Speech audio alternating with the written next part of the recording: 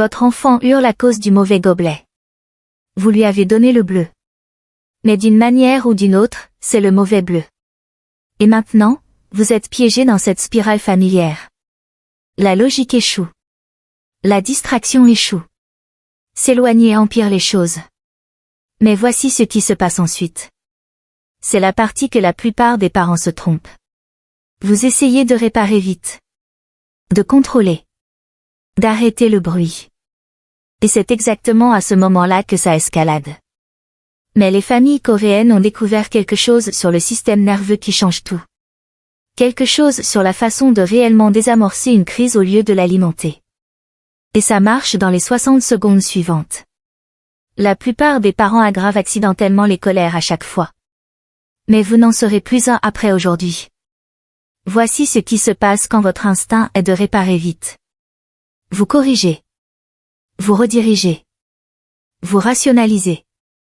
Tu es ridicule. Calme-toi. On ne pleure pas pour du lait renversé. Et voici ce que vous ne réalisez probablement pas. Quand vous intervenez avec du contrôle, le cerveau de votre enfant le lit comme une menace. Le centre de la peur s'active. Il s'enfonce encore plus. Ce qui aurait pu durer 30 secondes devient 10 minutes et il apprend. Les grandes émotions vous attirent des ennuis. Alors soit cachez-les, soit criez plus fort pour percer. Si vous avez fait ça, si vous avez senti cette panique monter et répondu avec du contrôle, vous n'êtes pas cassé. Vous êtes humain. C'est ce qu'on nous a tous appris. Mais voici où une culture a compris quelque chose de complètement différent. Dans les familles coréennes, il y a un concept appelé jong. C'est difficile à traduire, mais c'est quelque chose comme l'harmonie émotionnelle, une profonde empathie, et une présence partagée. Et ça inverse complètement la façon dont les parents réagissent quand leurs enfants sont submergés. Imaginez ceci. Une grand-mère coréenne qui regarde son petit-fils hurler à cause d'un jouet cassé. Elle ne parle pas. Elle ne corrige pas. Elle s'assoit à côté de lui, la main sur son dos, et respire simplement. Et en quelques secondes, ses pleurs changent. C'est comme regarder une tempête passer. C'est le jong en action.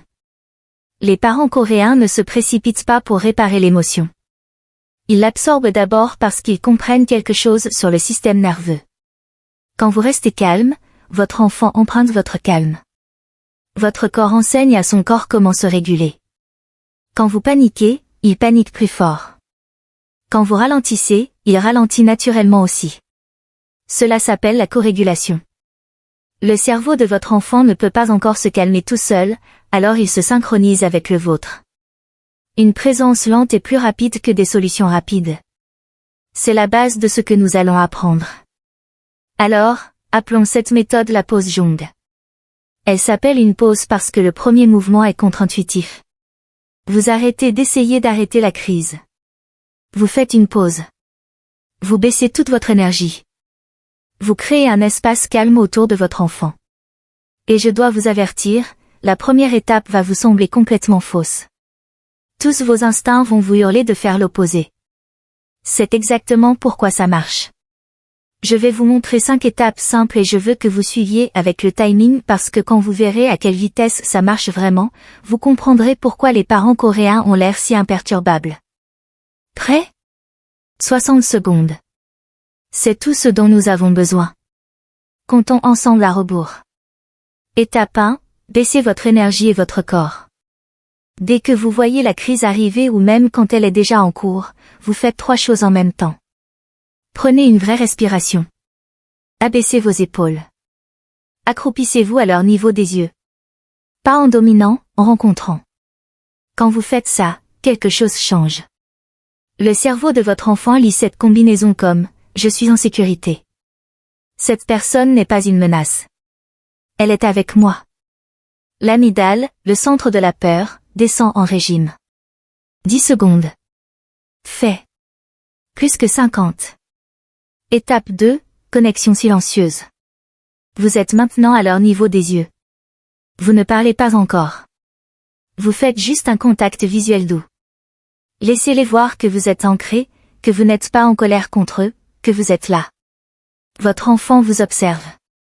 Son corps vous observe et il se synchronise littéralement avec ce qu'il voit. 3 à 5 secondes juste à respirer ensemble sans mots. Plus que 45. Étape 3, le toucher doux. Toujours sans mots. Vous pouvez légèrement tenir leurs mains ou poser votre paume sur leur épaule ou leur dos. Certains enfants s'appuient immédiatement dessus. D'autres ont besoin d'un moment et certains ne voudront pas de toucher du tout. Et c'est ok. Vous adaptez. Le cœur reste le même. Ils sentent votre présence. Voici ce qui se passe neurologiquement. Votre toucher calme et stable envoie un message à leur cerveau. C'est survivable. Tu es en sécurité. Je ne pars pas. Beaucoup de crises désescaladent juste ici. Vous sentirez la tension quitter leur petit corps. Ils arrêtent de lutter parce qu'ils se sentent vus, tenus, pas seuls. 10 à 15 secondes, plus que 30. Voici à quoi ça ressemble dans la vraie vie. Sans la pause Jong, votre enfant hurle parce que vous avez mal coupé son sandwich. Vous dites, arrête d'être ridicule. Ça a le même goût. Il hurle plus fort. Avec la pause Jong. Même crise de sandwich. Vous vous accroupissez, prenez une respiration, touchez doucement son épaule. Vous ne dites rien, et vous regardez ses épaules s'abaisser, ses poings se déserter. L'intensité change avant même qu'il ait arrêté de pleurer. Étape 4, nommez le sentiment. Maintenant, et seulement maintenant, vous parlez, mais vous n'expliquez pas ni ne faites la morale. Vous témoignez simplement. Tu es vraiment contrarié en ce moment. Tu voulais le sandwich entier et maintenant il est coupé. C'est frustrant. Gardez ça simple. Pas de jugement dans votre voix. C'est là que tout change parce que votre enfant se sent compris, pas corrigé. Compris.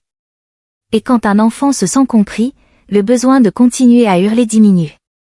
Il a été entendu. Laissez-moi vous montrer ce qui se passe ensuite. Votre enfant pleure à cause d'un jouet cassé. Vous êtes passé par les étapes 1 à 3. Maintenant vous dites, ce jouet est cassé, et tu es vraiment triste à cause de ça. Les pleurs peuvent s'intensifier un moment. C'est bien. C'est une libération. C'est leur système nerveux qui traite, pas qui escalade. 10 à 15 secondes pour cette étape. Plus que 15. Étape 5, respirez ensemble. Enfin, vous les invitez dans le moment suivant. Pas un ordre, une invitation. Prenons quelques respirations profondes ensemble. Quand tu seras prêt, on trouvera une solution. Remarquez ensemble. Vous ne les envoyez pas se calmer seuls. Vous ne les isolez pas. Vous restez présent. Ça enseigne quelque chose de crucial. Quand je suis submergé, je ne suis pas seul. Je n'ai pas à rester bloqué. Tu es toujours là. Vous êtes tous les deux en train de traverser ça. La crise s'est adoucie. L'intensité est passée de frénétique à gérable, de seul à connecté. Ça y est, 60 secondes terminées. Voici ce qui vient de se passer dans ces 60 secondes. Vous avez arrêté d'ajouter du stress. Votre corps a signalé la sécurité. Vous avez validé leur émotion au lieu de la combattre. Et leur système nerveux a emprunté votre calme. Mais voici ce qui compte le plus. Vous n'avez pas juste arrêté une crise. Vous avez enseigné à leur cerveau un nouveau schéma. Quand votre enfant fait une crise, la partie émotionnelle de son cerveau détourne la partie logique. Le raisonnement rebondit. Les explications ne marchent pas. Mais la sécurité ressentie, la présence calme, l'accord émotionnel, ça les atteint. Et une fois qu'ils ressentent cette sécurité, le cerveau logique revient en ligne. Maintenant, ils peuvent penser. Maintenant, ils peuvent traiter. Maintenant, ils sont réellement disponibles pour apprendre. Mais voici le vrai gain. Vous recablez la façon dont leur cerveau gère l'émotion. Avec le temps, parfois en juste quelques jours, les crises deviennent moins fréquentes et moins intenses. Pas parce que vous les contrôlez, mais parce que leur cerveau apprend. Les émotions peuvent être survécues. Elles ne sont pas dangereuses. Je peux les traverser. Ce schéma s'accumule.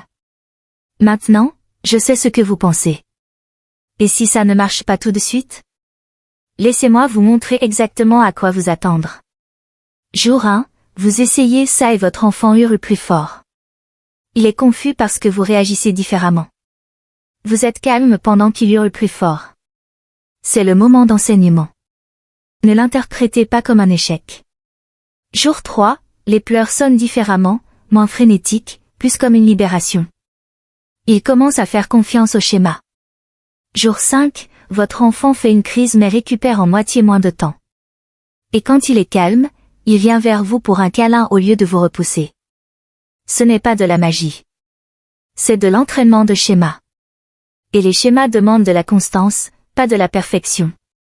Vous réentraînez un système nerveux qui a été câblé pour la réactivité, probablement parce qu'il a été rencontré avec de la réactivité. Ce recablage demande de la répétition. Mais la plupart des parents rapportent de vrais changements observables en 3 à 5 jours de pratique douce et constante, pas parfaite. De vrais changements observables dans la façon dont ils répondent. Laissez-moi vous dire à quoi ça ressemble dans 6 mois.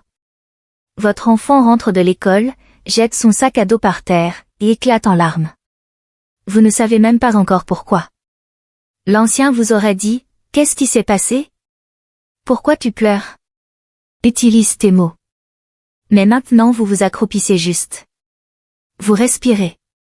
Vous posez votre main sur son épaule et vous attendez. Voici ce qui se passe.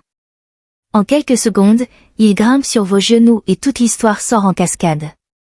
L'ami qui a dit quelque chose de méchant, le jeu dans lequel il n'a pas été inclus, il vous raconte parce qu'il sait que vous pouvez gérer ces grandes émotions parce que vous l'avez prouvé encore et encore dans ces moments de 60 secondes. Ce n'est pas juste de la gestion de crise. C'est de la confiance. C'est de la sécurité émotionnelle. C'est la fondation de qui il deviendra. Les crises de votre enfant ne deviennent pas juste plus courtes, elles deviennent plus rares. Parce qu'il apprend quelque chose que la plupart des enfants n'apprennent jamais. Que ses plus grandes émotions ne repoussent pas son parent. Que l'émotion ne signifie pas l'abandon. Qu'il peut s'effondrer et être quand même aimé. Vous le remarquerez dans de petits détails d'abord. Il vient vers vous plus vite quand il est contrarié. Il pleure au lieu de rager. Il vous laisse l'aider. Ce n'est pas de l'obéissance. C'est de la confiance. Les crises qui duraient 15 minutes finissent en 3. La rage qui escaladait avant désescalade maintenant. Son petit corps apprend un nouveau schéma. Et vous récupérez quelque chose.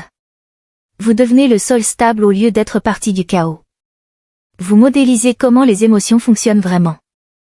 Vous devenez le calme dont votre enfant a besoin. Et il devient la personne émotionnellement sécurisée que vous voulez qu'il soit. Alors, voici votre défi. La prochaine fois que votre enfant s'effondre, et ça sera probablement aujourd'hui, je veux que vous essayiez quelque chose de radical. Ne réparez pas. N'arrêtez pas. Ne contrôlez pas. Faites juste une pause. Baissez votre énergie et votre corps. Rencontrez ses yeux sans mots. Touchez son épaule. Nommez ce qu'il ressent et respirez ensemble. Mettez un minuteur si vous voulez. Regardez à quelle vitesse ça marche. Souvenez-vous du gobelet bleu du début? Celui qui était la mauvaise nuance de bleu. Voici la chose. Avec la pause Jong, c'est toujours le mauvais gobelet. Le sandwich est toujours mal coupé. Le jouet est toujours cassé. Mais votre enfant apprend quelque chose de plus précieux que d'obtenir ce qu'il veut. Il apprend que ses plus grandes émotions ne vous repoussent pas. Qu'il est en sécurité même quand il ne va pas bien. Que vous êtes le sol stable sous ses pieds. Et ça change tout. Votre enfant ne se souviendra pas de chaque crise, mais il se souviendra de comment vous l'avez fait se sentir quand il était au pire. Alors choisissez. Choisissez d'être le calme dont il a besoin à partir des prochaines 60 secondes. Puis revenez. Dites-moi ce qui a changé. Commentez ci-dessous. Partagez votre histoire parce que cette méthode marche pas parfaitement mais réellement, fiable, d'une façon qui vous transforme tous les deux. Vous pouvez y arriver.